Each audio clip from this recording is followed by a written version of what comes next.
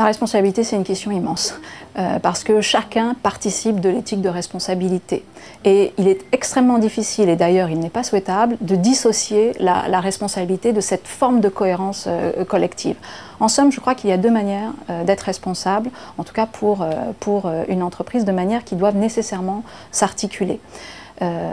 La première, c'est justement ce qu'on appelle la responsabilité sociétale de l'entreprise, c'est-à-dire une responsabilité qui est exercée à l'égard de l'extérieur, avec à la fois le rôle par rapport au client et à la fois la responsabilité par rapport en tant qu'acteur public dans la société. Ça, c'est une première responsabilité.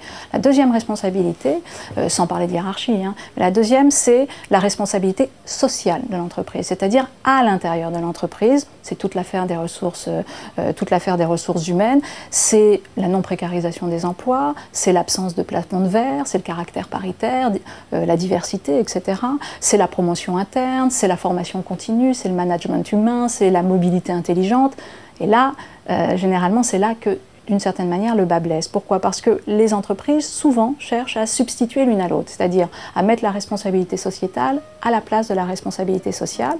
Et bien évidemment, elles se heurtent à des résistances internes. Parce que, justement, toute l'affaire, c'est de rappeler que la responsabilité, c'est du continuum. Et donc, c'est quelque chose qui doit être cohérent à l'extérieur et à l'intérieur.